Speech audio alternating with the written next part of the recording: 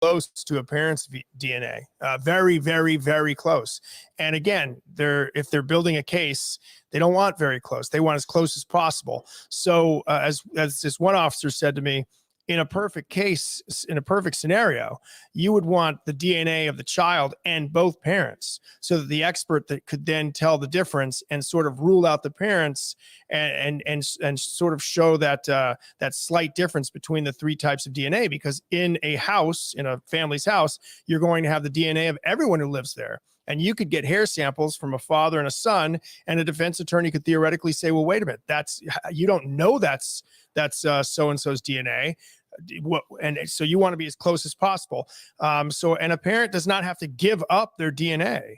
And if they found three various types of DNA in there that are very close to each other, they wouldn't know whose is whose. And then to try to match that to a crime scene, now again, you want to be as close as possible. And it's all about building a case. So for all we know, they grabbed something in there that they know belongs to Brian Laundrie, and now they want to use that to potentially match it to the scene of this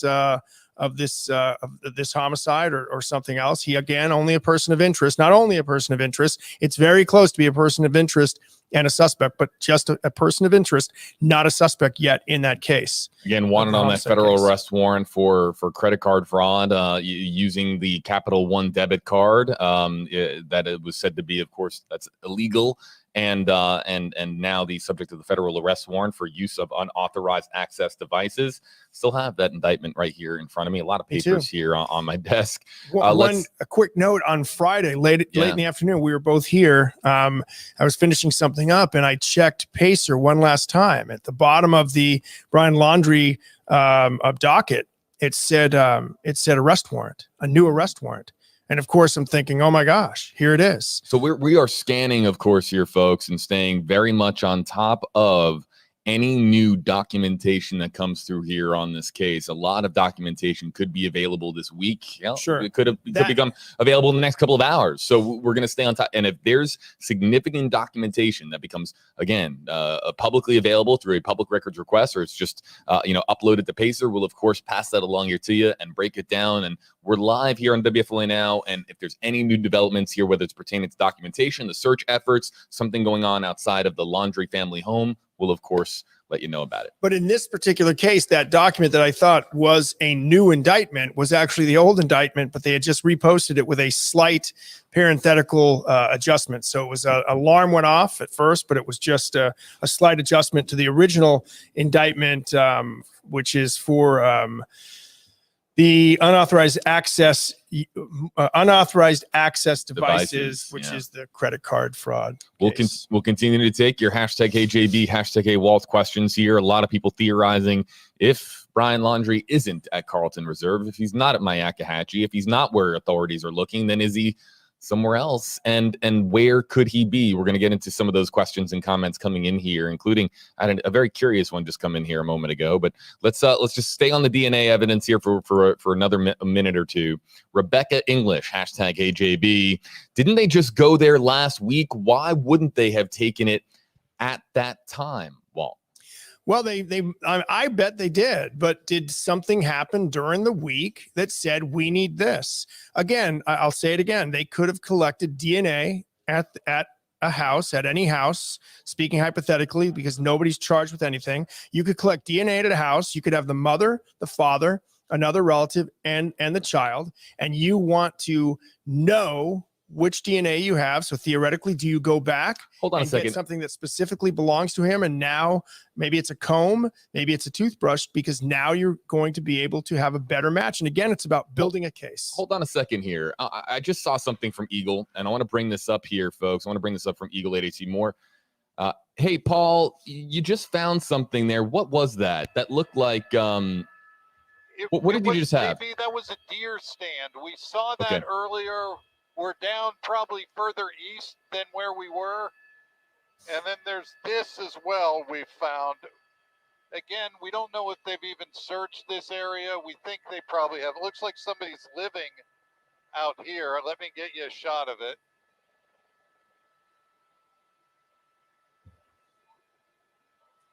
Yeah, it's an old RV or a travel trailer we saw as well. Again, I don't know if this just someone out here. Looks like an old RV that's parked out here. We don't see any activity near it, but we just saw it.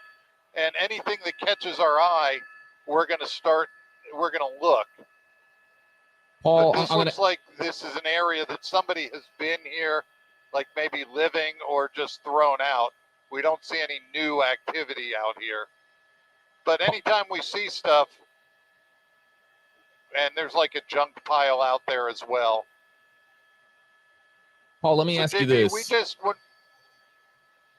When we spot stuff, we want to look. Radio comms here. Hey, Paul, let me ask you this. Just how you've been searching this area now from Eagle 8 HD for more than a week now. How uncommon is it common to find like an RV and trash and discarded belongings there, like you just found there with that mobile home that appeared to just be abandoned? Yeah, here's what happens, JP, out in this area. This is basically this road and this that you see right out there. That's almost like the southern end of the Carlton Reserve. Now, and this road is almost the other end of it. So out into here, you get into more people's property. And so I think that's what we were on. When you see property, I think people maybe store stuff and it kind of blends into the park. But out in the main part of the park, we haven't seen anything like that. That's why it really caught our eye, because we were really near the edge of the Carlton Reserve where it goes into people's property. Like, I'll show you this. This is Carlton Reserve as far as you see, but if I move the camera to the left a little bit, right over here are homes. So these are people that live close to it. So then when you get close to that, I think you're seeing stuff, and I think that's really what that was. At first, it struck us as odd, and we wanted to check it out. We saw the deer stand. Then we saw the old trailer, but we also saw some construction. So we think we were probably out of the reserve.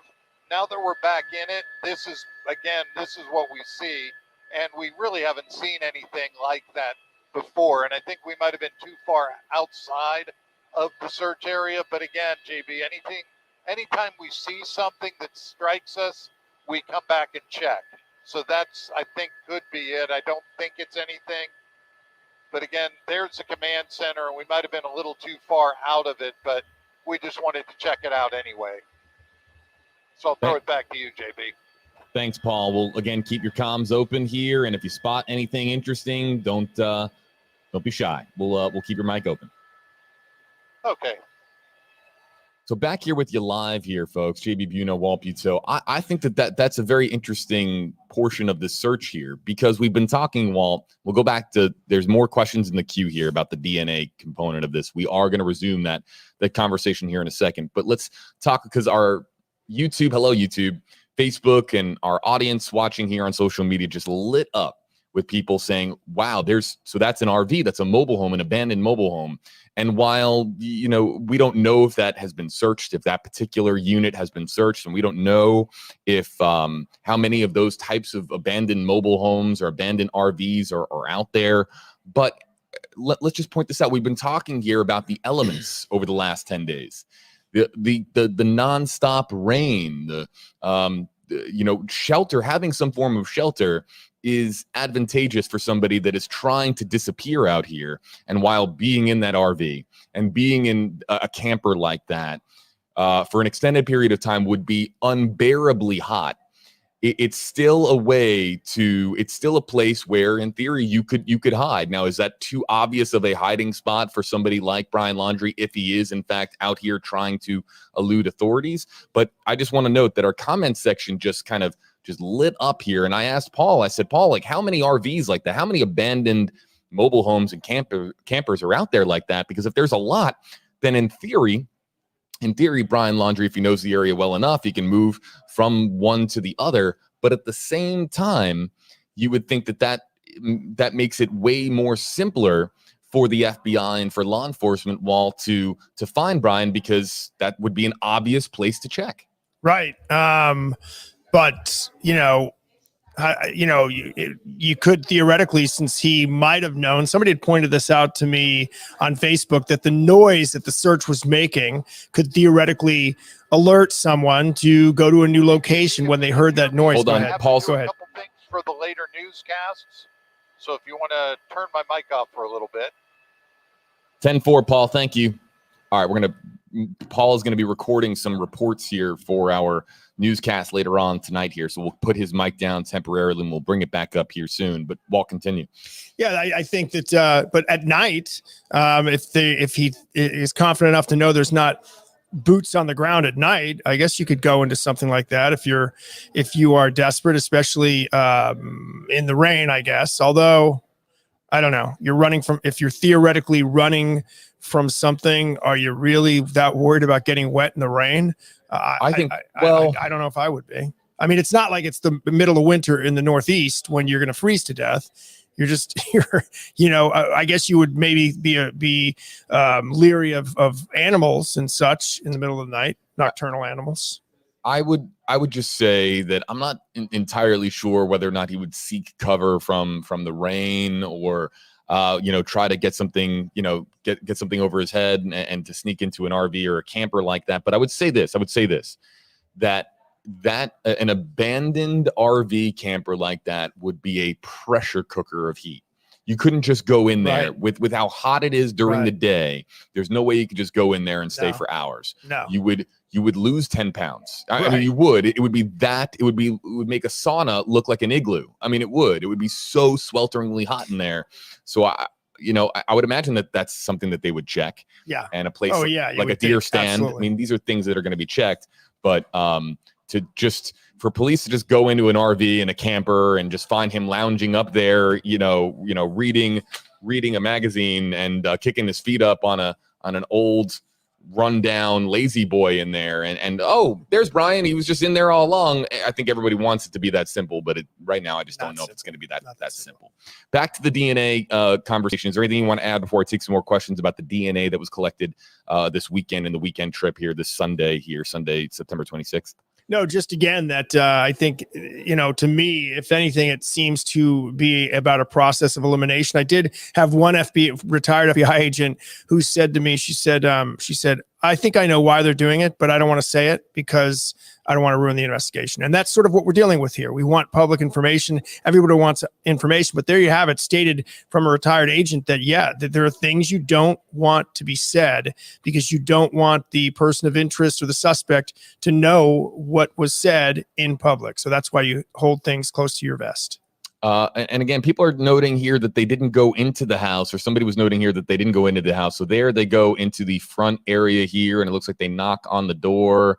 Can we confirm, Walt, to your knowledge, that they did in fact go into the house? Again, it was a brief visit, only 3 minutes long. Let me read you the exactly what Stephen Bertolino, the Laundrie's attorney, said, who we believe they met with him last Wednesday. Was that Wednesday they drove to Orlando? The FBI requested some personal items belonging to Brian Laundrie to assist them with DNA matching, and Brian's parents provided the FBI with what they could. Thus, you would think you didn't have to go in the house. You went, they gave you the stuff, and you left. With this in mind, it seems like the Laundries cooperated with that request. Okay. Let's take some more questions and comments here. We'll say one or two more about the DNA line of questioning.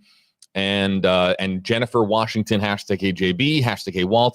Did they have a warrant for the DNA, or are the parents just actually cooperating, is what Jennifer here is saying. I think in that statement, the FBI requested and Brian's parents provided. So they could have needed a warrant if they didn't cooperate, but they apparently cooperated in this case, in this particular part of it. Sandy Neldon, #AJB. Any chance the parents are in custody? I've seen no coverage of them. We've had many. I'm going to say there's no chance. There's no chance they're in custody. There's no chance they're in custody, as the Walt is saying here. And to say that Sandy must be a new viewer, because we've been talking about of course, Christian Laundrie here. We've been talking about them and showing you video of them every time they go in or out of the house. We have something to show you here. So saying that I've seen no coverage, They made that trip to Orlando. That was for legal reasons that Walt just mentioned a short time ago. That was last week. And so there's been plenty of coverage of the Laundrie family, to say the least. Say it again. Oh, okay. That's interesting. You know what? Let's go split screen here, folks. Hit a couple buttons on the touch screen here, and let's hit that. 1, 2, 3, and 4. There we go. Split screen. Live on the left side of your screen from Eagle 8 HD, live over the Carlton Reserve near Myakkahatchee, where the search and manhunt for Brian Laundrie continues, but it is a retooled manhunt here, being scaled back here in this area as police efforts are now being, quote unquote, targeted based on intelligence. On the right side of your screen, live for the Laundrie home in Northport, Florida, you can see there that is the home. And what you don't see is what's across the street from that yellow home, which is, of course, endless amounts of cameras, members of the media, and I'm sure police that are just keeping a very close eye here on the Laundrie home for a multitude of reasons here. So live here, split screen on WFLA Now, showing you the ongoing manhunt efforts here on the left side of your screen, even though Paul has really been unable to find anything super active here on the ground. And on the right side of your screen here, things relatively quiet right now. But you see there the Ford Mustang convertible. You see the camper. You see some of the vehicles here that we have been talking about here over the course of the last 10 days.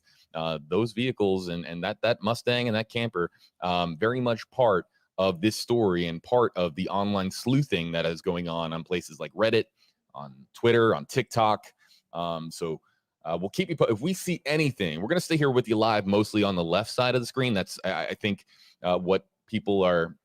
That's obviously more active right now. It's very quiet here outside of the Brian Laundrie home.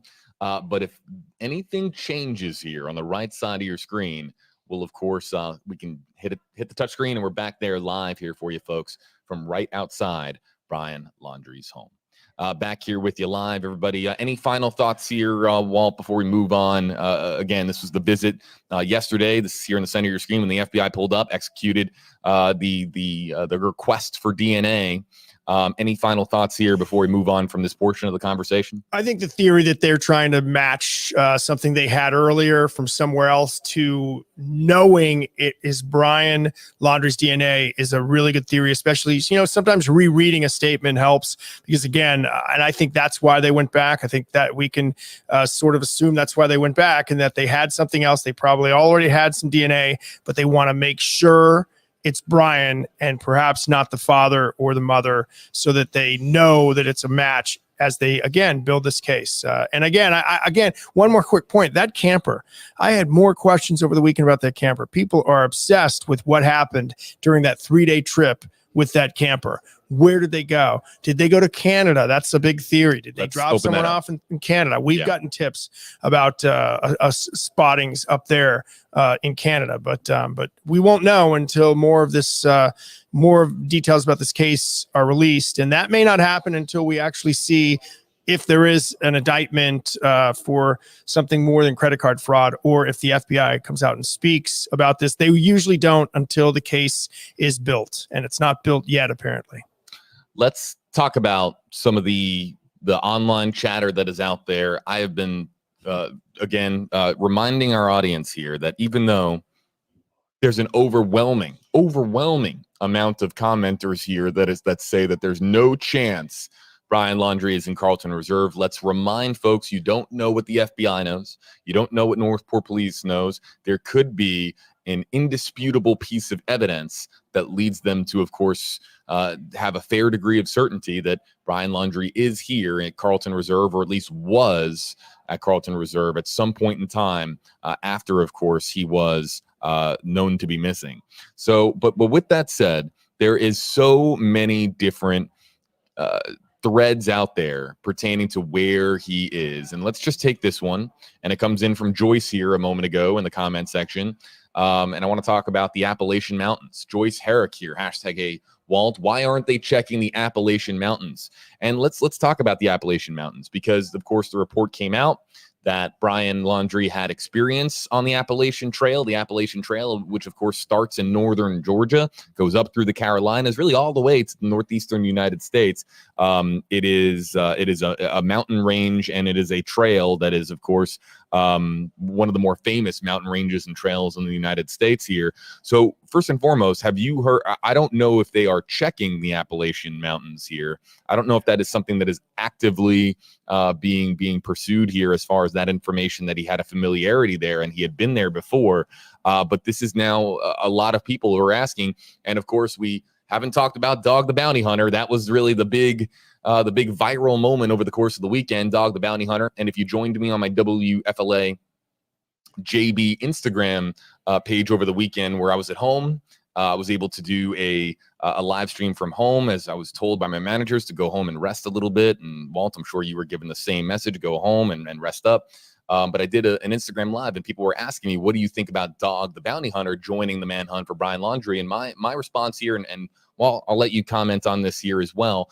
The more, the merrier. Yeah. Welcome to what has been now an ongoing search efforts and combing through information here. And the more people and the more resources, the more connections, the more momentum and bigger of it. Dog the Bounty Hunter joins the thousands, tens of thousands, hundreds of thousands, maybe millions that have their eyes peeled for Brian Laundrie out there. And yeah, if he has a talent for finding people, then welcome. We of course, I think law enforcement would say the same thing. Just we appreciate any and all efforts to comb through tips and any more attention that we can bring to this story and bring to Brian Laundrie's physical description. I'll talk more about that here in just a second. But I was glad to see it. I was glad to see it because if he is a star in the world of television and he can bring attention to the story, the more attention, the better. And the more attention I think that there is out there, the more it's on people's radars and the closer we are to finding Brian Laundrie. But Dog the Bounty Hunter said, I think need to be looking at that Appalachian Trail. Look at the Appalachians and to the 3-day camper trip now. While I'm bringing this all back around Maybe full that's circle. What he's looking into. And by the way, when someone says, why aren't they checking the Appalachian Mountains? We don't know that they're not. Right. We don't know that they're not. And the other thing, I asked a law enforcement officer this because I was curious. It hit me over the weekend. Any chance that the search in the in Carlton Reserve and that the area near the river, any chance that's some sort of diversion to make a misdirection, misdirection, or any chance they're not looking for him, they're looking for that maybe they're looking for evidence. Let me just take this call real quick. All right, Walt. Again, bat phone ringing off the hook here, folks. We'll come back to that, but people have been asking about the 3-day camping trip. The 3-day camping trip that, again, the Guthries, a family across the street from the Laundries, spoke to Fox News and told them that they noticed Brian come home, and then Brian and his parents leave for a 3-day, camping trip, or what he thought was a camping trip because they left with the camper. And how far can you get in? Now you can't say on a 3-day trip because it's a round trip. So how far can you travel from Tampa Bay, from the Tampa Bay area, from the southern end of Tampa Bay, where of course Northport, Florida is? How far can you travel in a day and a half, and then give, of course, there's got to be the time, of course, again, 3 days. So a day and a half there, a day and a half back. I think that you could absolutely make it to the Appalachian Trail. You could make it to northern Georgia. I have family that have made that trip from the Tampa Bay area to central and northern Georgia for various trips. And that is a trip that you absolutely can make in a day and a half. So is it within the realm of possible? Absolutely. And so if there's momentum now, for the Appalachian Trail, that's of course something that we'll find out more as to whether or not there's any evidence. But here's what I want to know.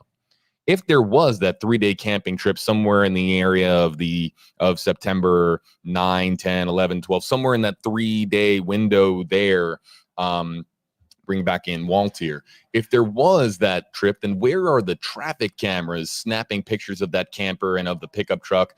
Where is the evidence that shows where that camper went? That's what I want to know. I want to know from the FBI, where did that camper go? You can't go anywhere without getting on video. And I reflect on the Aaron Hernandez case when they finally got Aaron Hernandez. They had really quickly here, Walt, a live picture here. I'll let you continue. Live picture here from outside of the home here. This is some of the tape that's up here around the area, and this is somebody stapled this to a post here outside of the home here. And again, let's make this very, very clear. This is an accusation here by members of the community or by whomever put this up here. Brian Laundrie is wanted on a federal arrest warrant for, of course, credit card fraud, the charge being use of unauthorized access device here. But this just goes to show some of the frustration that is out there in the Northport community. That, again, you just saw it there. And Pat Bramall, our photographer here, panning over back to the house, literally pretty much right there on their front lawn is that's some of the feedback that the family is seeing out there, Walt. So, back to the video that you're asking, the questions of that, we don't know that they don't have that. And it seems like something that it's so out there about that camper. It's hard to believe that police have not looked into it, but do they want us to know everything about what they're looking at? My answer to that is they do not. They don't want us to know, and they don't want the public to know. And that's not because they're keeping secrets out of contempt for the public. They're trying to solve, or they're trying to, again, build a case. And they don't want interference, and they don't want suspects and defendants to know everything that they know. It is a chess game to some degree. But I just would, how far can you get in 3 days?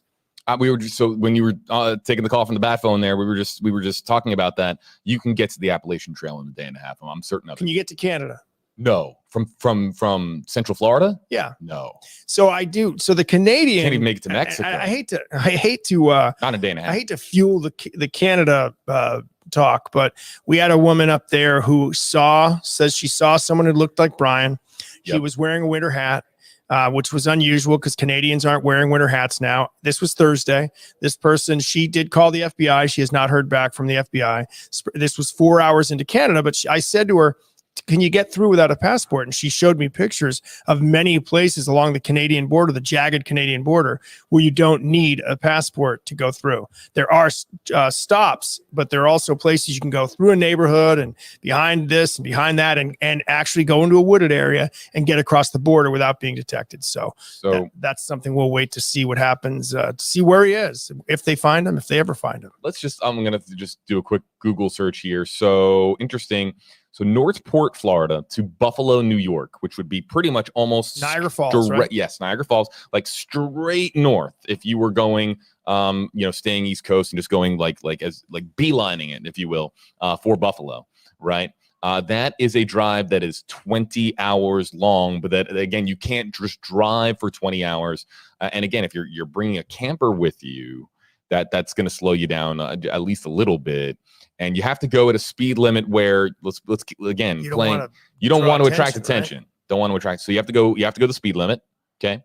And you have to stop for gas and you have to stop for rest. And now you could make the argument that they would rotate and take turns driving. And that's very possible. So maybe, just maybe, you could, in theory, if you did a nonstop trip and rotated drivers, you could make it to Canada. But that is, that's a lot in a 3-day window. Just a tremendous amount of travel in a 3-day window. And every time you stop, again, I reflect on Aaron Hernandez. Every time Aaron Hernandez stopped, he was captured on video and film or still shots. Every time you stop on the way at any convenience store, there's probably surveillance. And any time that I would assume, does the interstate system have cameras? I don't even know that answer. Absolutely. The interstate is littered with cameras. Almost, not every, but just a lot of mile markers are going to have cameras. So there you go. So there is a trail of pictures if that is what happened, but we don't know that's what happened. And I think you just have to ask the public to be patient at this point. A lot of people working on this case. Eagle 8 HD has to refuel. Just wanted to show you a little bit of that's the underbelly of Eagle 8 HD, one of several camera shots that we have from our news chopper manned by Eagle 8 HD's Paul Lammerson. You can follow him on Instagram, Twitter, Facebook. Paul posts a lot of shots, not just of the news stories that we cover, but of the beautiful area that is the Tampa Bay area here. So just wanted to keep our audience here up to date, up to speed. and Eagle 8 HD is preparing to refuel. And then he also here live outside of the Laundrie home here. Very quiet here so far this Monday morning. That wasn't the case here, though, Walt. That wasn't the case this morning. I'm going to try to queue up some video here. So to our audience here, bear with me for a second. I'm going to try to queue up some video here from this morning, because there was a sort of a mini protest that occurred here this weekend. And let's see if we can kind of, excuse me, this morning, not this weekend, this morning. I'm trying to multitask here, folks. Bear with me. But here is some of the sights and sounds from this morning here outside of the Laundrie home. People clearly extremely frustrated with what's been going on.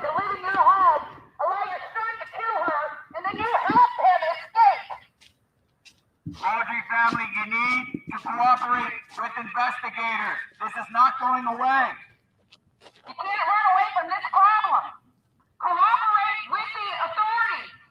They demand answers. We demand answers. The Petito family demands answers. Where were you with Brian last weekend? Where were you with Brian? Why did you pick up Brian's car at the park? Where did you guys go on Labor Day weekend with your camper? What did you do? Did you dispose of evidence? Or did you set up that stuff for him to survive on? What did you do? Where did you go? We want answers. So of course, it's been reported widely as a protest, but this is two people very upset, pissed. Let's just say pissed, and with megaphones and just shouting into the house here. So some have called it a protest, but let's just call it what it is. So that we have a responsibility to our viewers. Let's just call it what it is. It's a man and a woman with megaphones, and I think that they are speaking a lot of the frustrations that the general public has with this story, and shouting here into the Laundrie family home in the direction of Chris and Roberta Laundrie, the parents of Brian Laundrie here. So I'd like to know what our commenters think of this kind of activity here. Let me jump out of the journalism side of my brain. I just don't like it. And I just, you have to believe in the Constitution. You have to believe in the process. And it's just not. I look at something like that and I would ask those people, what do you expect to happen from that? Right. What do you expect? Oh, okay. I'll come on. I mean, and they have a right not to talk. That's why our Constitution is better. And by the way, JB, this goes to a post that I was made aware of last week. This fuels this post where somebody, I didn't even respond. Somebody said that I have connections to the Laundrie family and that I'm protecting the Laundrie family. And that I think they even said, oh, I must be a quote, wife beater too, because I believe that there's a fairness here and you have to be fair. And that right there is not fair. That's just unfair because they don't have and I don't know the Laundries and I don't have a dog in this fight other than I'm looking at both sides. I just look at that as I don't like it. And I think it's unfair. It's vigilant. It's a step before vigilantism is what it is. I think that's a really good way to put it there. A step before vigilantism. And there are going to be commenters here that are going to say, and there already are, see it across Facebook and YouTube here, live on Facebook, YouTube, WFLA.com, the WFLA app here, that are saying, if I was in this, if I could be there, I'd be right out there with them with a megaphone. And you have that right, I guess. They do have that right. I will say that. Right. If we're talking Constitution, they have a right to be out there. That's fine. They do. But I think. And then there's the other comments. Wait, what was that, Walt? Do they have the right? I guess, do you have the right to, is that disturbing the peace somehow? That I guess, is depending on, and also too, various communities have different noise ordinances. This every town has a certain decibel level, but usually a lot of noise ordinances are really only in place overnight, right? So this could very well be in complete compliance with the law here.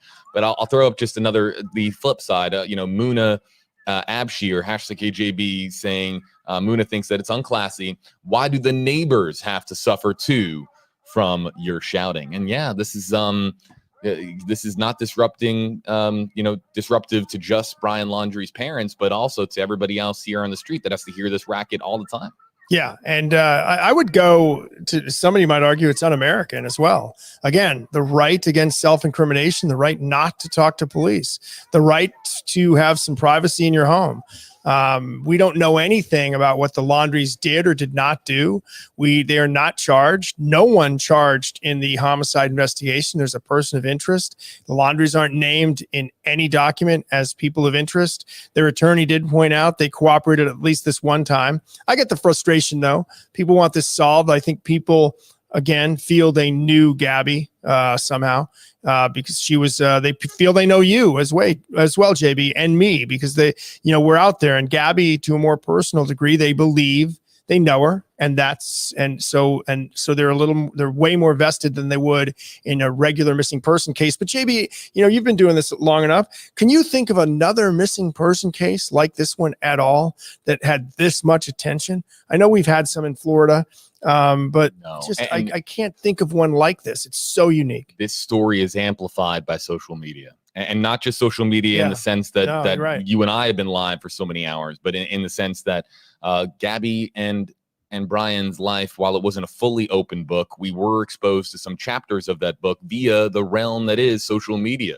And so a lot of people felt a connection. We had some commenters here saying that they were following Gabby and Brian's journey even before, like we're talking like into July, but well before there were any perceived problems like the Utah video. So there were a lot of people that felt kinship and really loved following their travels and that van life concept that we were talking about here. So you imagine those folks, because I didn't know who Gabby Petito was at that point. Yeah, my wife was an influencer. She didn't know who Gabby Petito was, but she identifies with her and to a great degree, and I think a lot of people do. But along the social media part also, and I will add this: some of the key components that of what we've learned afterwards. The sighting at the restaurant Mary Piglet's in Jackson, Wyoming, was released by an influencer out of New Orleans, right? An Instagram influencer.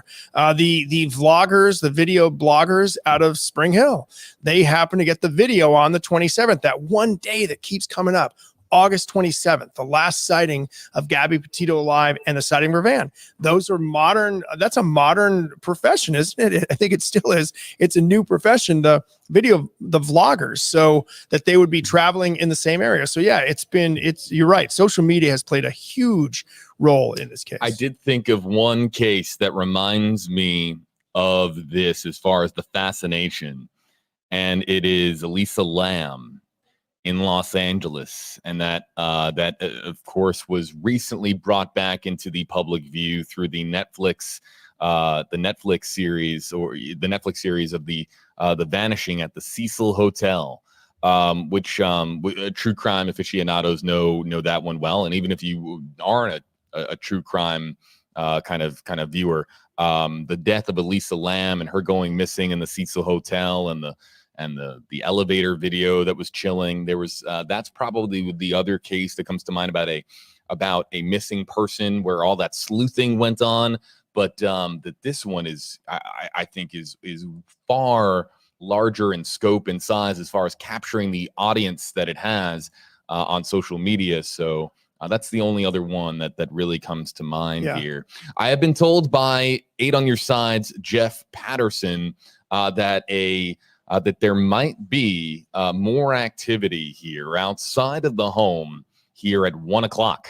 The time now, 12:58 Eastern. So sometime in the next couple of minutes here, folks, there could be more protesting going on here outside of the Laundrie home. So we'll stay. This is a live picture here in the center of your screen. We'll stay live. And we'll see what kind of activity is going on here.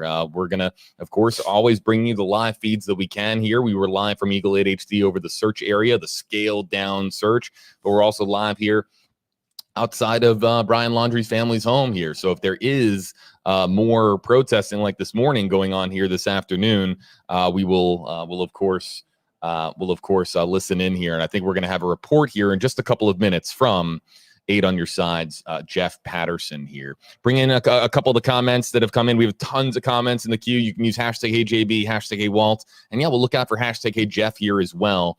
And Lisa, hashtag HeyJB. I live in Chicago and have driven from Chicago to Tampa in 22 hours straight myself with stopping for fuel, no rest. absolutely a possible drive. But you're in Chicago, aren't you? Still several hours from the Canadian border? Yeah, you're getting closer. You're getting closer there. But I think to what Ann is saying here, that a day and a half, you definitely have that. Okay, hold on a second. Let's listen in. This is live from outside Brian Laundrie's home in Northport, Florida. Let's listen in. Petito family, we're still asking you to do the right thing. Call law enforcement. Tell them what you know. Tell them where your son is. Tell them how you have helped him and the last place you saw him. We know you have the information that the officers and law enforcement need to find your son and hold him accountable for his actions. You also need to be held accountable for your actions. You must comply with law enforcement. Quit hiding behind attorneys and tell them what they need to know. What you're doing to the Petito family is wrong. You have to comply. You have to start responding. You have to tell people what you know. You are complicit in his disappearance. We know that. You know that. Justice for Gabby. We want justice for Gabby. We want justice for the Petito family. We need you to start being responsible and doing the right thing. You guys are withholding evidence and information from law enforcement officers that can bring us into all of this. We don't want to be out here. We're out here for Gabby. We're out here for the Petito family. We need you and your help to stop this, to put an end to this. I'm ready to go home. Aren't you ready for me to go home? We need justice for Gabby. Comply with law enforcement officers. Help them find your son. We're out before here. he injures anybody else. We're out here, Laundrie We family. need to know. You need to where he cooperate is. with We are out authorities. here. We are not You leaving. need to We let want your authorities know help. what you know. Tell law enforcement what you Cooperate know. with authorities, Laundrie family. Quit hiding behind your walls and come out here and face the people, face the world. Tell them what Christopher you and know. Why aren't Roberta you concerned Laundrie. about your own You son? need to Where is your cooperate. son? Why did you let him go? You need to cooperate with Cooperate authorities. with the law enforcement officers and help bring an end to this manhunt. Justice for Gabby. Justice for Gabby. We want justice for the Petito family. They can't eat. They can't sleep. They want to know what happened to their daughter. And you know. You know where Brian is. You know. Bring him You know. home. Bring him to law enforcement. Take him down there now. He's wanted in connection with her murder, and you're doing nothing. Absolutely nothing about it. You need to cooperate. Cooperate. With We are demanding cooperation from the Laundrie family. What you are doing is despicable. What you are doing is disgusting. It's inhumane. You have blood on your hands. We want you held accountable too. Hiding Justice behind for attorneys Gabby. are not going to help you. We want justice for Gabby. Justice for We Gabby. want your son brought to justice. We want you brought to justice. What you have done is horrible. Stop doing Justice it. for Stop Gabby. doing the right thing. Start helping law enforcement. We need your help to bring an end to this. We need somebody held accountable for their actions. Your son, the murderer. We want your murderous son behind bars before he hurts anybody else.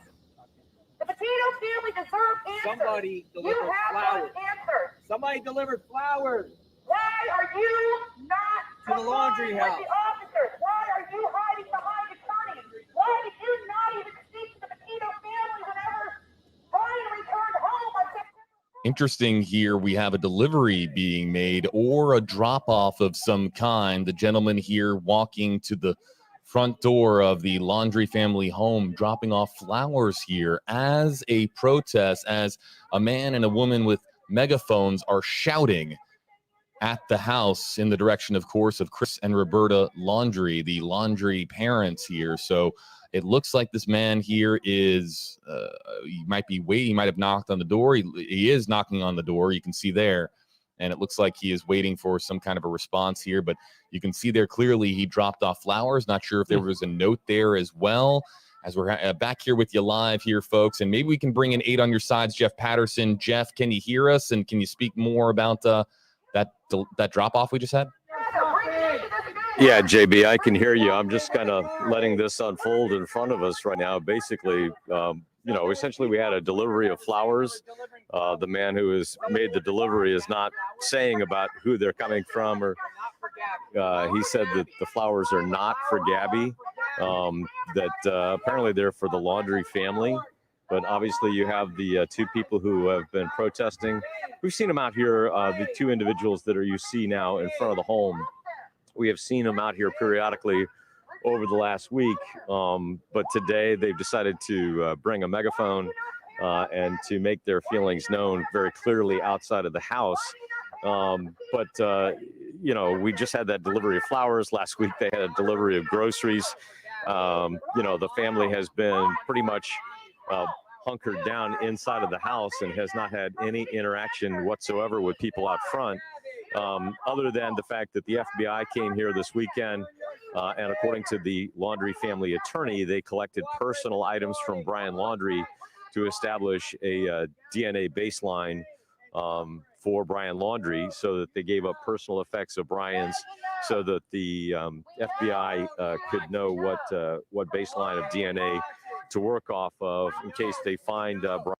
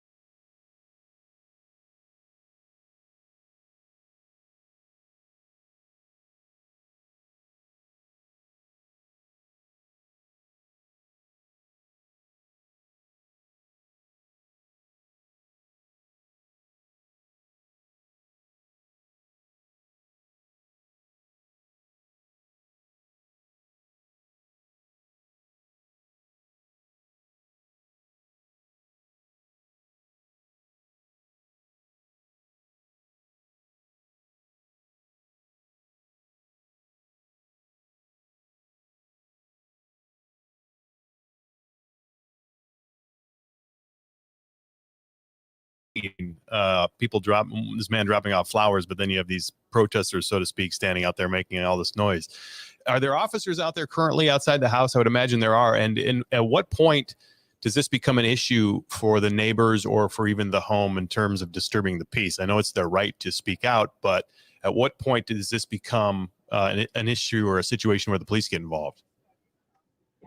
So I guess I mean, there are police out here, and I guess that would be a question for Northport Police. I don't have an answer to that because they don't have a public information person on hand, and there are officers here on the street, but so far nobody has made any effort at all to stop the two people who are here to protest.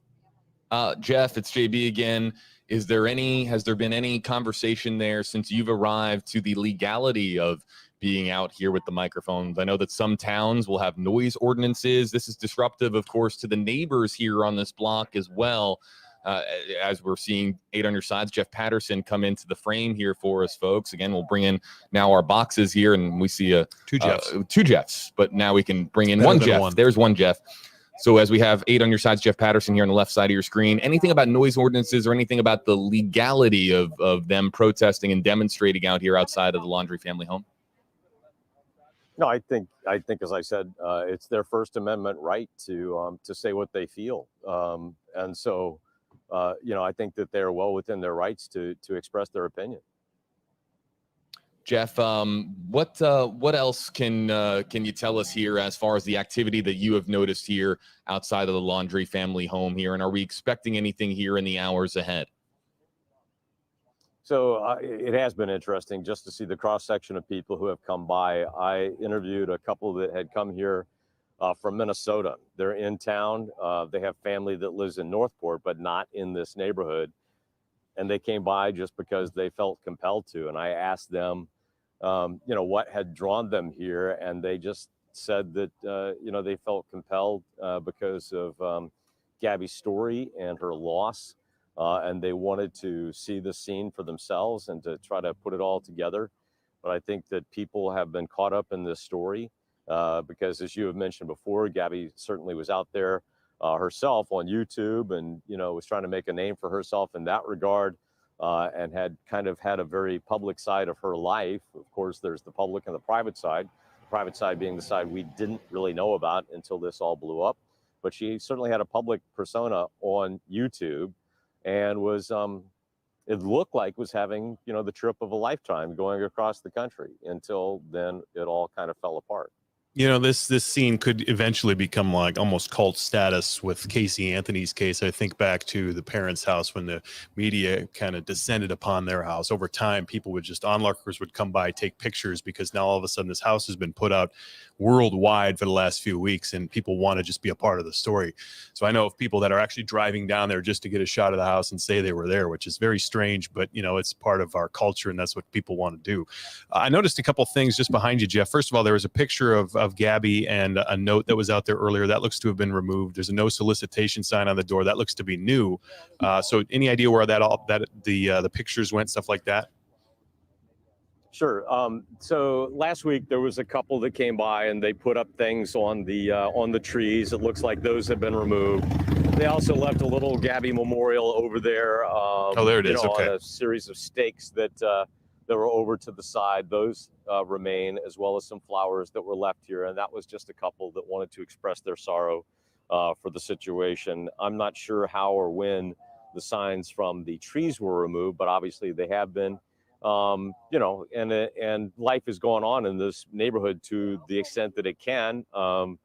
I've noticed that, people have been cutting their grass and everything while we were here last week, but the Laundrie family has obviously not been able to cut their grass because there's media people out in front, literally around the clock, keeping an eye on everything at this house. And, I guess it's worth noting that those flowers were delivered. The man rang the bell and knocked on the door, but the flowers are still sitting there, and don't know when or if or how they would be picked up.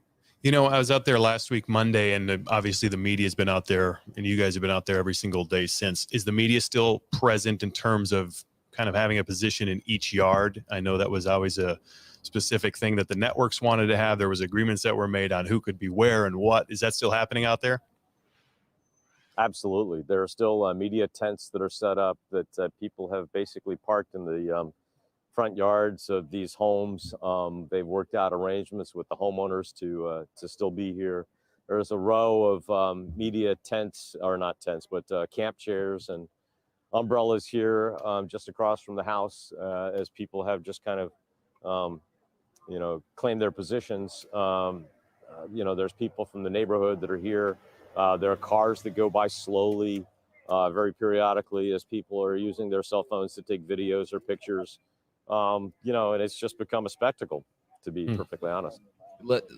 Jeff, again, for those of you joining us here, Jeff Patterson here outside of the Laundrie family home here. We have a few more minutes with Jeff, and then we'll resume taking your hashtag Hey Jeff, hashtag Hey Walt, hashtag Hey Josh, hashtag Hey JB comments and questions here. Jeff, of course, we had the extremely touching memorial and the funeral for Gabby Petito over the weekend. We got to hear from some of the family members there in that very, very touching service that occurred in New York over the weekend. How do you, again, in your reporting experience here, the tenor now shifting here with this story as now the cries for justice for Gabby grows louder and louder here. As far as your coverage here of this story now, first and foremost, has there been any tenor shift over the course of today for you there on that street? And where do you think now the story goes forward now that we've had, of course, the funeral for Gabby Petito and the manhunt continues here for Brian Laundrie? So as you probably already noted, Northport police have now notified us that they have greatly scaled back their search efforts in the preserve, and that the FBI is taking over that search effort, in that they are not having a mass of people out there searching, that they're doing their focused, targeted search efforts based on information gathered and intelligence that they get. They're obviously not sharing that with us, but Northport Police have now advised us that all of our questions directed to the search have to be directed to the Federal Bureau of Investigation. And so, this is not just a local search effort. This is a nationwide effort. The field office out of Denver, to this point, has been running the search, and they have been answering questions, even though there's a field office for the Federal Bureau of Investigation in Tampa. I suppose because of where Gabby's body was found and where the search initiated, or where the story initiated, the field office in Denver would be in charge of that. But of course, they have resources all over the country. And that's part of the reason that there was the indictment on the misuse of the credit cards. That brought into it a federal charge and allowed, federal resources to be able to be applied here. And they will be going forward. Now, we don't know if there has also been a sealed murder indictment or not. We don't know one way or the other or not if the grand jury that initially returned that indictment for the misuse of the credit card has also sealed an indictment based on the murder. But all of that will unfold as the days go forward and as the search progresses. So obviously, the FBI has a lot of resources, and they can, monitor all of the friends and family of Brian Laundrie to maintain, a vigil on this about how you pursue a manhunt going forward from this. And so certainly it's not just a search in case Brian Laundrie took his own life in that preserve, but it's also, is he still alive? Where could he be? Is he reaching out to anybody that's within his sphere of influence? That's a good point, too, because that reserve is obviously filling up with water, and they're waiting for those waters to recede. So that is, if he's out there, that is some tough survival, if at all. Yeah, I would think that at this point, you would have to be above and beyond the expert. I don't know that Bear Grylls could survive out there for this time without any other resources. And we know from communication from the family attorney that Brian's parents told him that he had left his wallet and his cell phone behind, and so they were concerned that he was going to harm himself. And so I know that people think that the Laundrie family has aided and abetted, but we don't know that. All we know is that we're getting communication from their attorney in that they believe he has harmed himself. And so, time will tell. Jeff, we have one question for you before we let you go here. It's a question from one of our commenters. It's for you, from Aaron, here in the Facebook Live comment section. Hashtag Hey Jeff. Do you know if the Laundries have been checking their mail? No. As a matter of fact, when the mail truck came by just about half hour, 40 minutes ago, they did not stop at the Laundrie family home. They stopped at the neighbors. The neighbors already picked up their mail. I have not seen one instance yet where the Laundries have come out to get their mail. Every detail clearly here under the microscope, and a lot of questions and comments coming in here, folks. 8 on your side, Jeff Patterson. You'll catch him on WFLA News Channel 8. Jeff, we'll kind of monitor your shot here. I know that battery is a precious resource as far as our news crews there in the field. So if your shot power's down, we have other feeds that we can go to here. But if there's anything of note here that happens at the house, we'll monitor your feed in case you power back up here, and we'll go to your feed live. Very good. Thank you very much. All right, Jeff. 8 on your sides. Jeff Patterson here for us, folks. Again, JB Buno, Josh Benson here with you live on WFLA Now. We'll really now start to ramp up your hashtag Hey JB, hashtag Hey Josh comments and questions coming in here out of the Facebook Live, YouTube Live comment sections here. And really quickly, Josh, we just kind of threw you into our Monday coverage here. Right. Any weekend notes here? A lot of comments about Dog, the bounty hunter, the DNA evidence that was collected from the house. Anything you want to note here before we really get into the hashtag AJB, hashtag AJosh comments? First of all, the memorial service. It was a beautiful service to what we saw of it. It was nice to be able to see that, to be able to report on it, and be able to have our station cover certain aspects of it. So I think a lot of people were happy that they could be a part of that too. I know it was for the public, but there was a short time that everybody could stream it live. So that was good to see. Dog the bounty hunter, obviously people went bananas over that.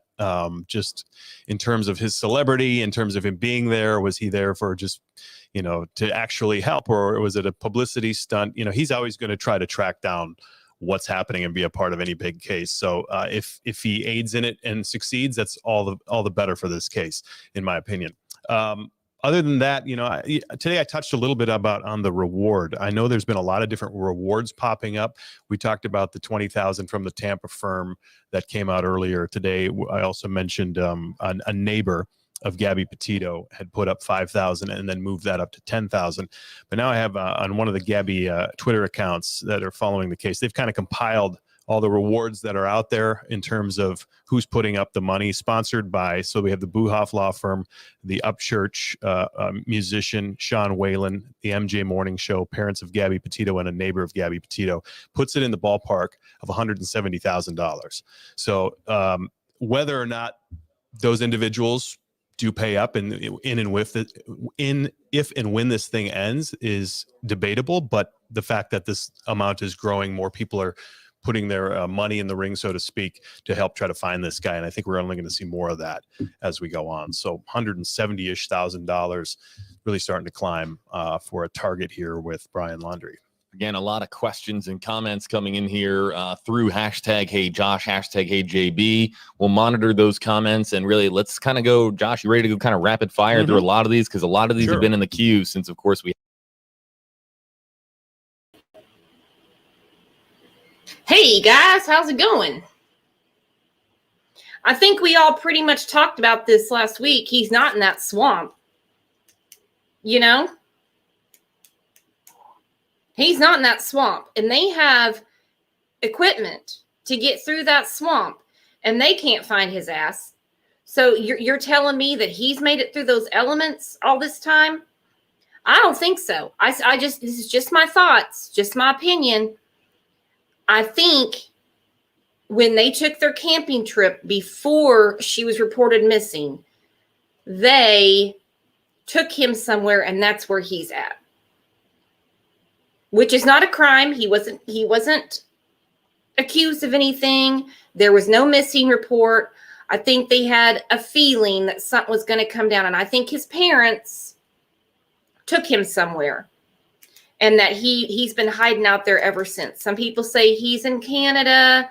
Some people say he's on the Appalachian Trail. I've heard a lot of anything that involves air flight. I don't believe.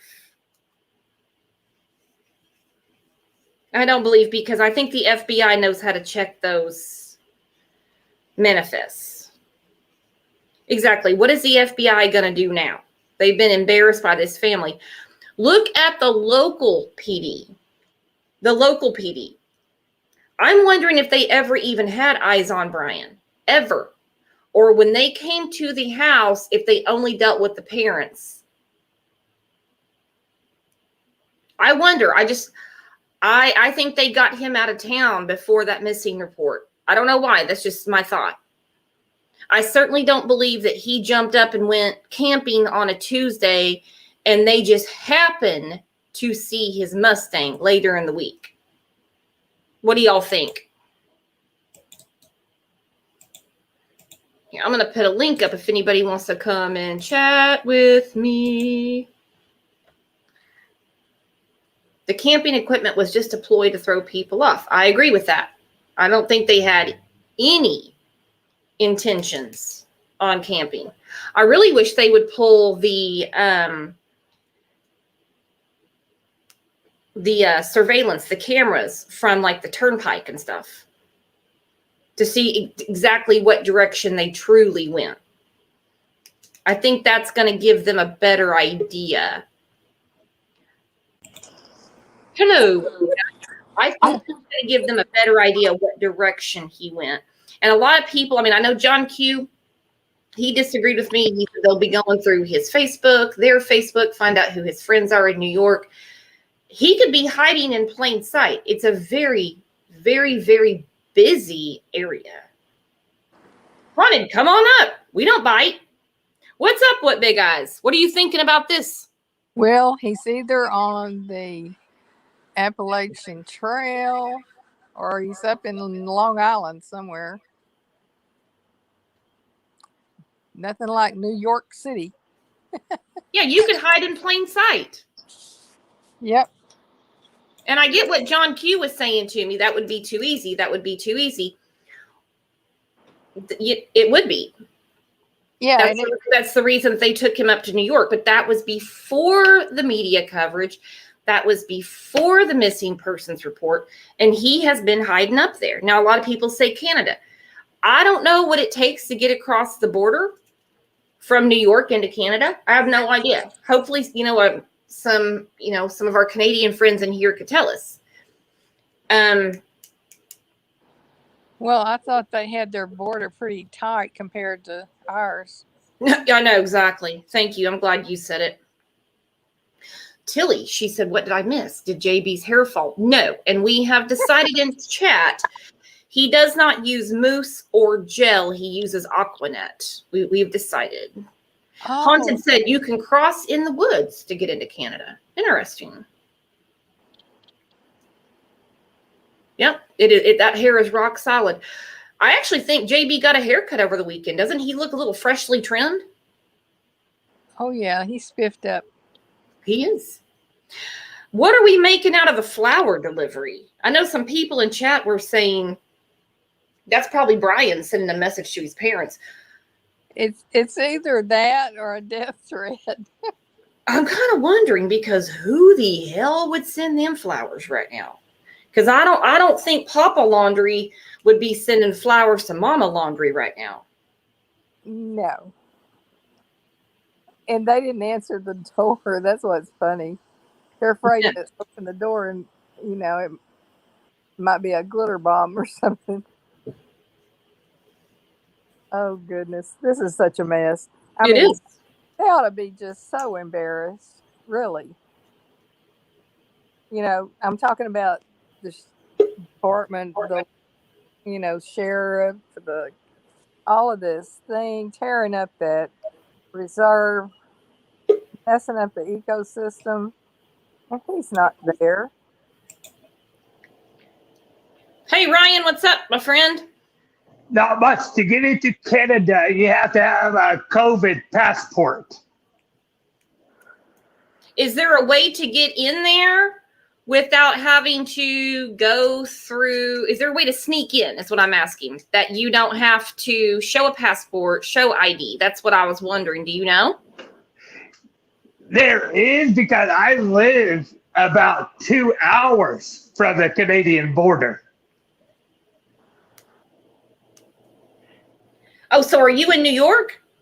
No, I'm on the West Coast. Oh, okay. So there's a way to get through there. All right. Yeah, there is a way to get through there without crossing the border. I mean, without going through border check. Because a lot of people keep talking about Canada. I assumed everybody would be talking about Mexico. I don't know. What do you think, What Big Guys? I still think he's being hit out by friends and family in New York. I don't know why no one's called and said he's here. Yeah. It's very, very possible. And it's like hidden in plain sight. I mean, they have people wearing masks all over. Mm-hmm. So he could just go to the store. He could go anywhere. All he has to do is change his style of dress. Yep. And no one would ever notice it was him. Slap on a baseball cap and there you go. No, they wouldn't know. But I'm 100% that his parents have helped him. Now, my next question is, we don't believe he's in the swamp. Even so, he couldn't have survived out in the swamp anyway, because he didn't have any potable water and he wouldn't have had enough food for all that time. And his parents are followed everywhere. So there's no way that they were sneaking mom's meatloaf out to him, if you know what I mean. Yep. How is he getting money? Well, they need to find the electronic trail.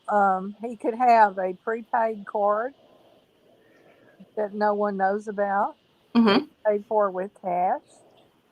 Converting the cash into a prepaid debit card. He could have cash on him.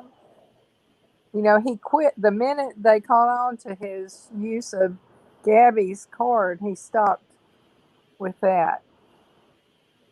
Because I think he was probably using it all the way up to when he got home. And My then, question is, how's he stay warm at night? Because he can't start a fire that will give his location away. yeah, that's right. Yep, that's right. Now, if he's in Florida, I mean, if he's truly in the swamp, I don't think he is. Okay, just my guess. I don't think he'd really need to start a fire because I mean, it doesn't get chilly there at night yet. It just started getting a little cool here recently. But if he's truly on the Appalachian Trail, as they say, then yeah, he would have to warm up.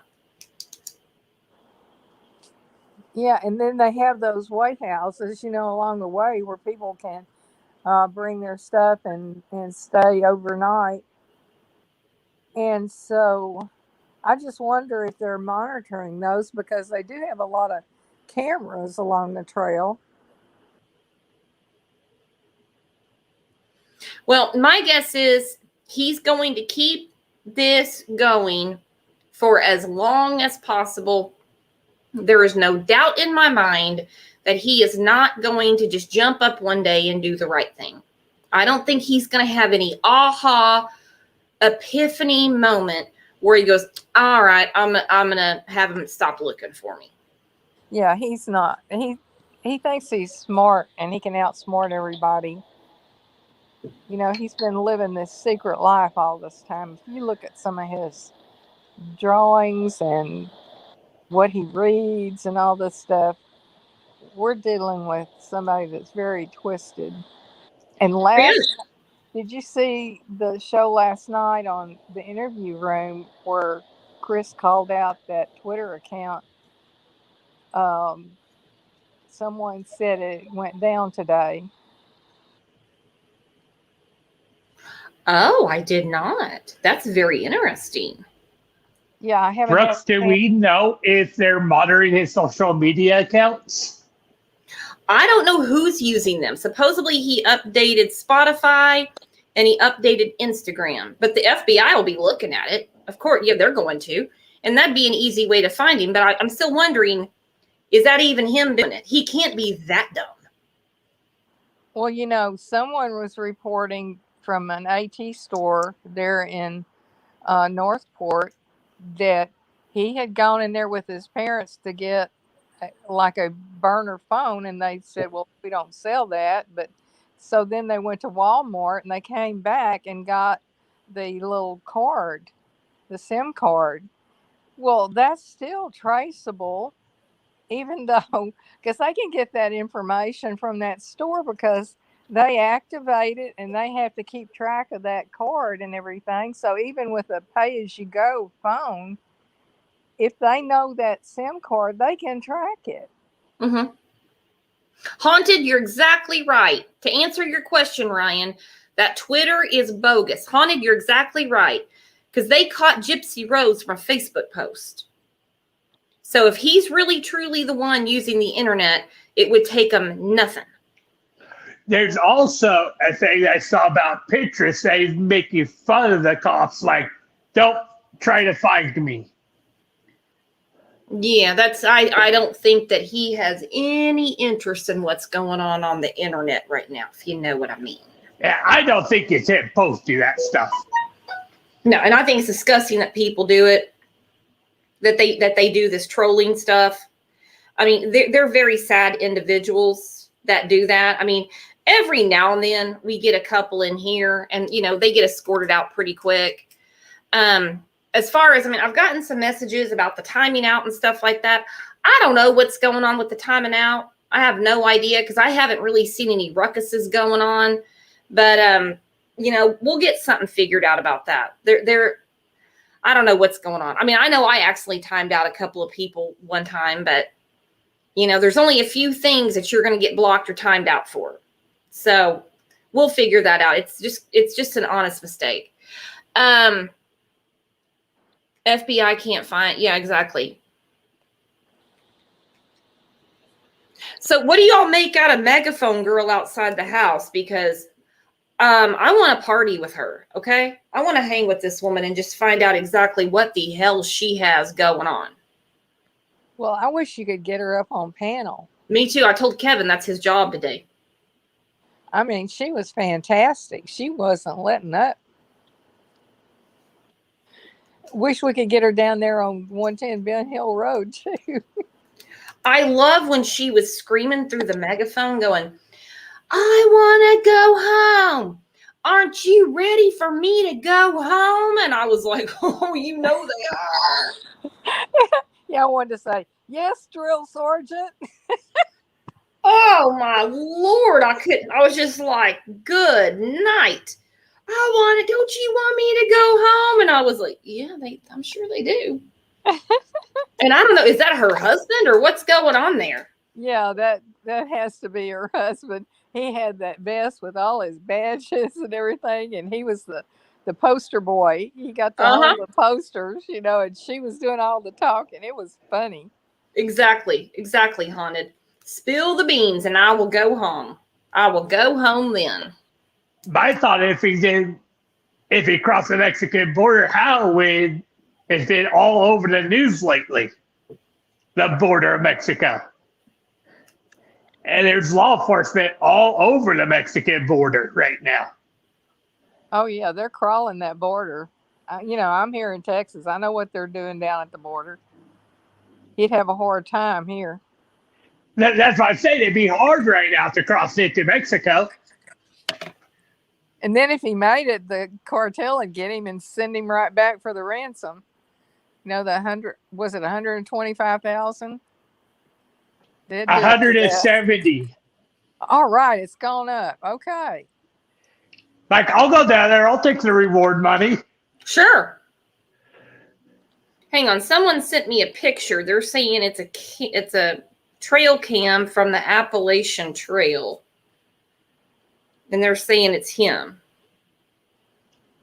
Yeah, I think if Dog finds him, he'll donate the money to her family. Yeah. Oh, absolutely, he will. That's what I'm guessing. He doesn't want it himself. He would donate it to her family. Yeah, just roll with it. Did you see Dog knocking on their door? Did they truly call 911 when he was at the door? Dog the bounty hunter? Does anyone know for sure? Yeah, they did. Oh, boy. Most parents would go, come in. We need to tell you, this is where you need to look. I'm so glad you're here. And they wouldn't even open the door to him.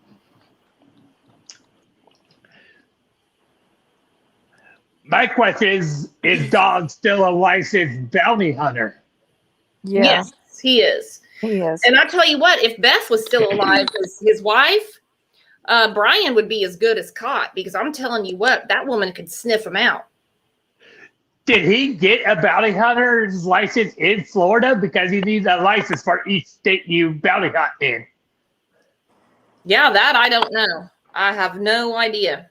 That might have been what took so long for him to get there, because people have been asking for him since, for a week and a half.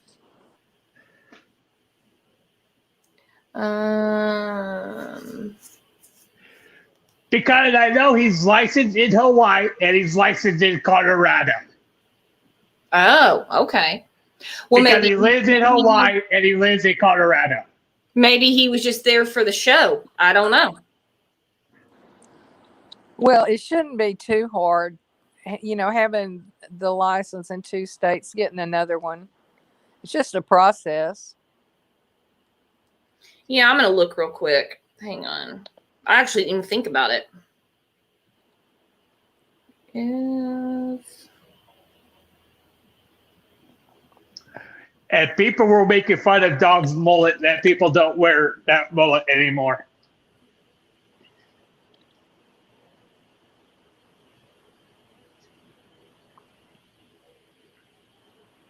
Oh, his hair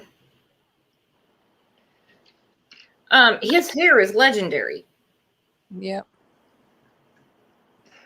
Like, I couldn't see him was doing anything to his hair, cutting it. I don't think he'll ever touch that hair. Yeah, it's like a trademark. It is. It is his trademark. I mean, oh my gosh. He is dumb enough to use Gabby's cards. So, I mean, for the last week, we've been watching this insane equipment, everything from helicopters to drones to dogs to ATVs going through the swamp. They're having a difficult time. So I have a feeling that if the trained professionals with equipment are having a hard time, Brian can't survive out there. Just my thoughts. What do you all think? Yeah, it's really hard, you know. And he's not, you know, he's not a survival expert by any means. He's a hiker. Okay, I just read an article real quick, and it said Dog the Bounty Hunter is not licensed in Florida. He is not licensed in Florida, but as a concerned citizen, he can, especially with his popularity and his show, obviously approach the door and everything like that to try to get some information to hand off to the authorities. So no, he is not licensed to bounty hunt there. Now that's according to the outsider.com. Okay. Well, that makes sense. Mm-hmm. I bet he's put the paperwork in already. What do you feel? What's that? And what do you feel call in Leland? I wonder if he'll call in his sons and his brother to come help him to fight Brian.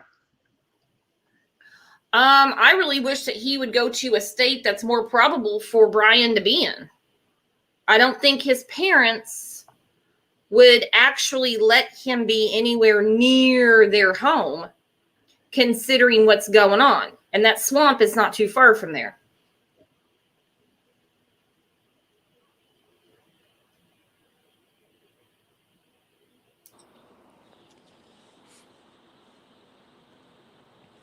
Yeah, they need to be looking, you know, over there in North Carolina, Georgia. They might have put him on the trail there. They might have taken him up to New York, and he's, you know, they'd have a hard time finding him there. Because it would be like a friend of a friend be stashing him. New York would be impossible. I mean, in New York City, there's millions of people. I mean, he could be sipping a latte right now. Nobody would know.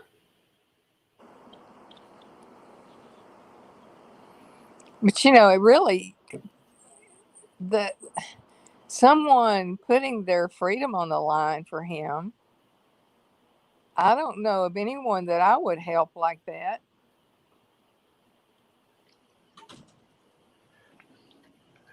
Yeah, actually, I don't either. Do you think his brother's helping him? That's what I was wondering, too. It would have to be family. I mean, because at this point, friends would be like, nah, this is too deep for me. So it's either he truly is out camping and staying away that way, or, but I mean, his brother, I mean, they would go straight to his house. Where's he at? I don't know. And I heard that Brian's brother is a New York police officer. Yeah, I heard that too. So he certainly wouldn't get his rear end in the ringer. You know what I mean? If you're talking if you're talking about the guy up there in Sayville, that's a police officer. That's his first cousin. That's his first cousin, not his brother? Okay. Right. That's his dad's brother's son. They're first cousins. I did the tree. Oh, that's okay. That's I don't good. I don't think his sister would help him because she's risk of going to jail and risk losing her kids. Right. No, I don't think the sister would do anything. I think the lawyer would. I think they could have. I think they could have taken him up there to the attorney, and he could have gotten him somewhere safe and just said, stay here, Because when the police came to the house on September 11th, without even a hi, bye, or kiss my ass, they handed that business card straight over to him. There you go. Call him. That's true. They were already prepared. They already knew. And I would love to know when Brian showed up September 1st in the van without Gabby, what he told them.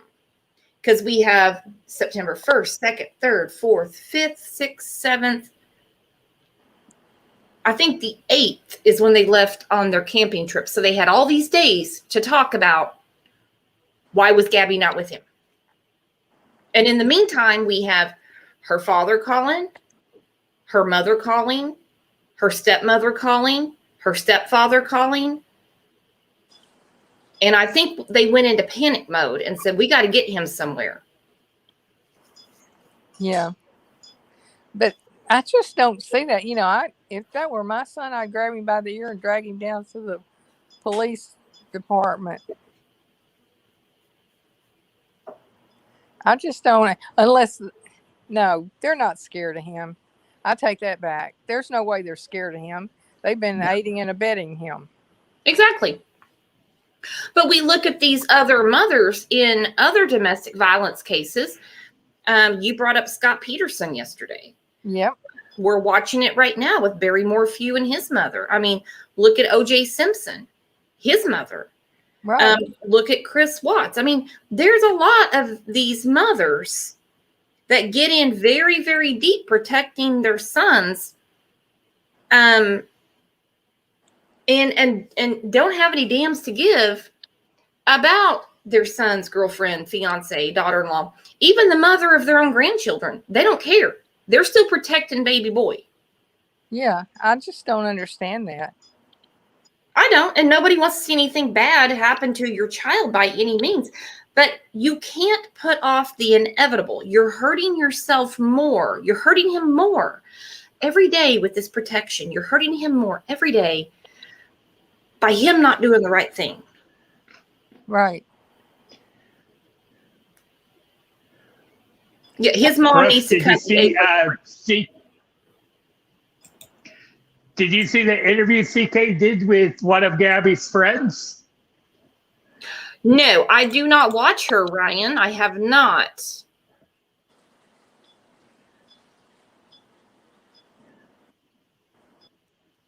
Anything interesting on there? No, I like you. I can't stand to watch CK. And like if I was CK, like I'm pissed that she reached out to her friend, and then if she reaches out to Gabby's parents, I'll be fuming. Like leave the family alone. Yeah, and the friends need to stay off of YouTube. I mean, the national media is covering it. They don't need any YouTubers' help. You know what I mean?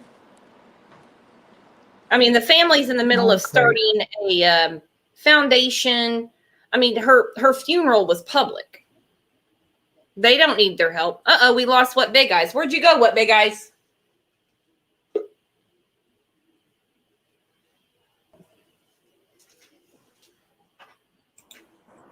There Sorry, you are. my phone. You're fine.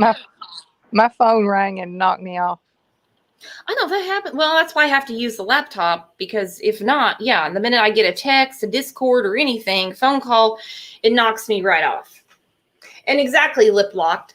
What if he harms someone else? Because, I mean, he's desperate. He's on the run. Yeah, we just don't know. There's no way of knowing what he's done. This might not be his first rodeo, you know? Yeah, I've been wondering about that too. Have they leaked? What's that, Ryan? Have they leaked the lesbian couple's murder to him? No. I saw something where they said, well, first of all, an owner of a bar was talking about it on a Facebook post. And I want to say they said that he wasn't in the area when they were killed, like people kept saying.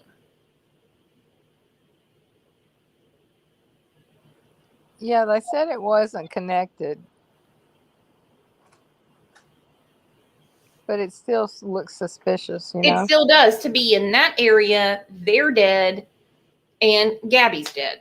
Yeah, I agree.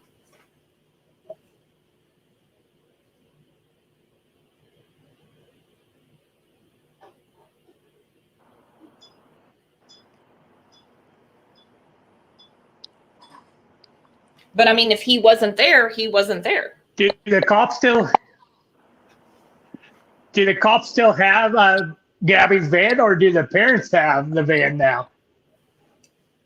Oh, I think that van's still with the police, from what I was told. Do you know what, Big Eyes? The last I heard, it was still with the police. They haven't released it. Yeah, that's what I figured. I figured it'd be there for a while. And I've also heard that her dad helped finance that van. Yeah, I heard that too. That he helped her get it. And the family gave her some money to get her started and everything. And that would make sense because in one of the first shows we were talking about it, we said, who financed all this? Yeah.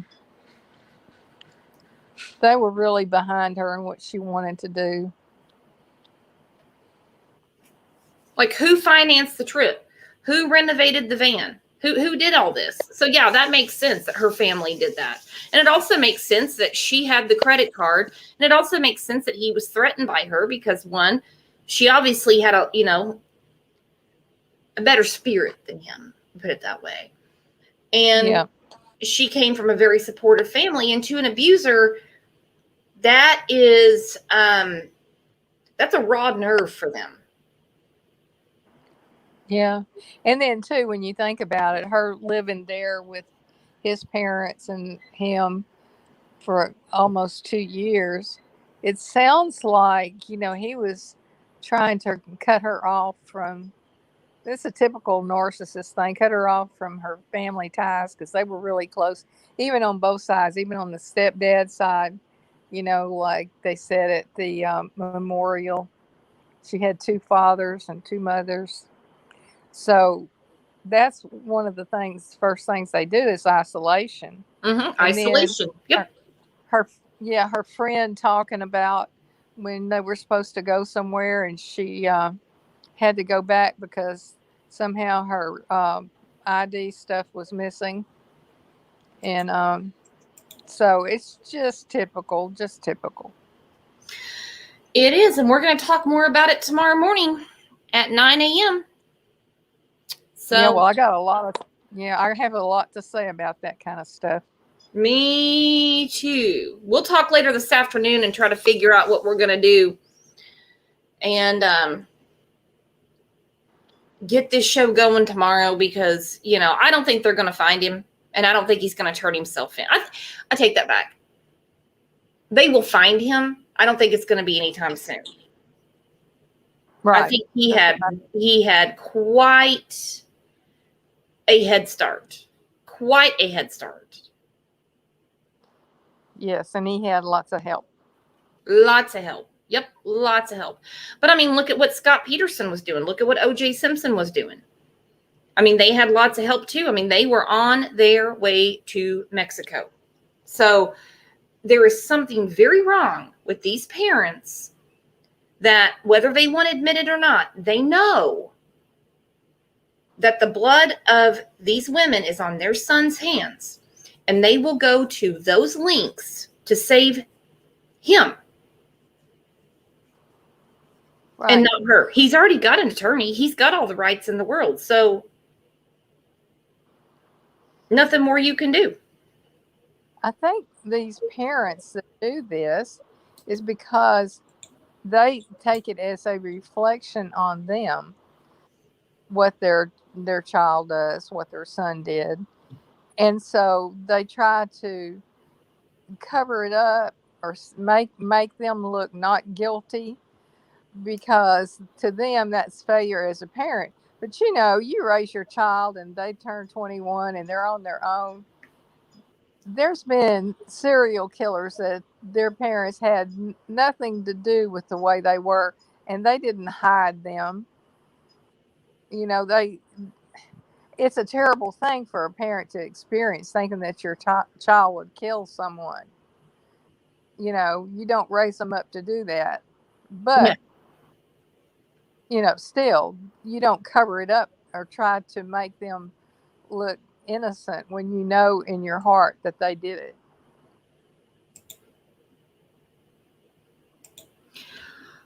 I think in their heart, I think both his parents know that he did this.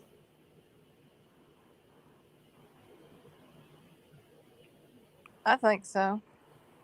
I don't think that they knew before. I really don't.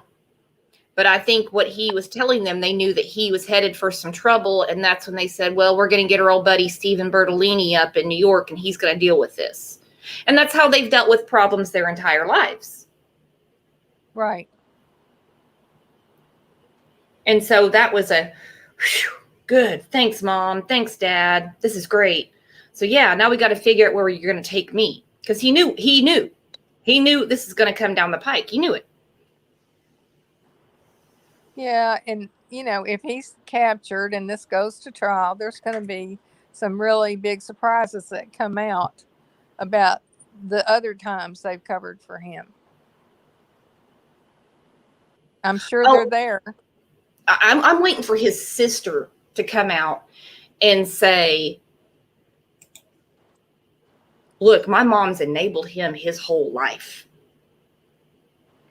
I think the sister is going to eventually blow.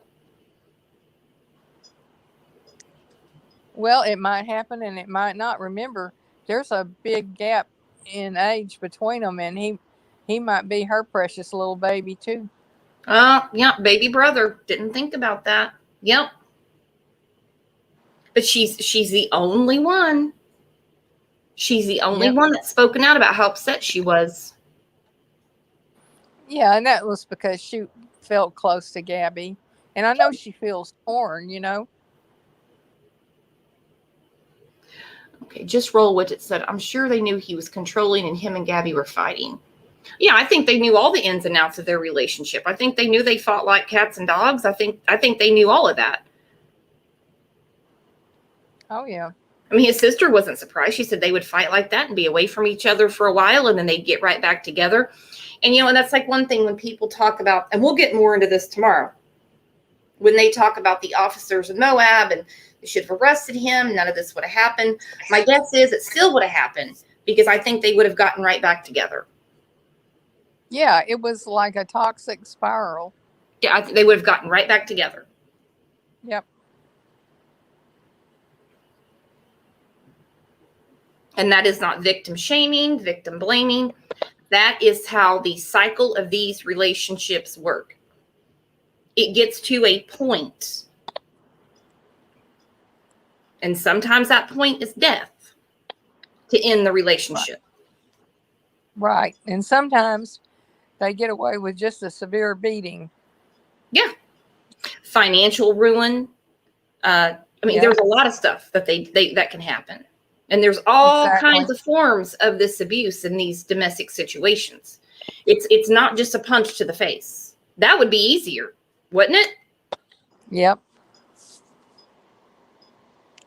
There's so much involved, you know, emotionally besides the physical and mental thing. Yep, there's a lot of emotions going on. So we're gonna hop off here. If anything happens, you must have thought I was crazy when I texted you, and I'm like, "We're live again." Yeah, I said, "What again?" You probably thought I was joking with you or something. Well, I thought it was delayed text from this morning, and I looked at the time and I said, "No, it's now." It was so funny. Well, I tell you what, I mean, this case keeps us hopping, so. We'll discuss more tomorrow morning. So 9 a.m. Central Time. We're going to have a lot of stuff put together. Again, no victim shaming, anything like that. Lip Lock goes, we're live again. We're live again. Yeah, we're live again. And hey, mods, thank you very, very much. Chat, we have the best chat. You can talk about anything in chat. You can talk about anything. Difference of opinion doesn't matter. Sarcasm, joking around, none of that matters. There's only a couple of rules, and that's the only thing that's going to get you timed out or blocked. So we'll get all that straightened out. And a lot of it too is sometimes we are not paying attention. Not that we're not paying attention, mistakes are made. So, and that happens. It happens on every channel. Thank you guys. See you tomorrow morning. Bye bye. Bye, what big guys. Bye bye. Goodbye, everybody.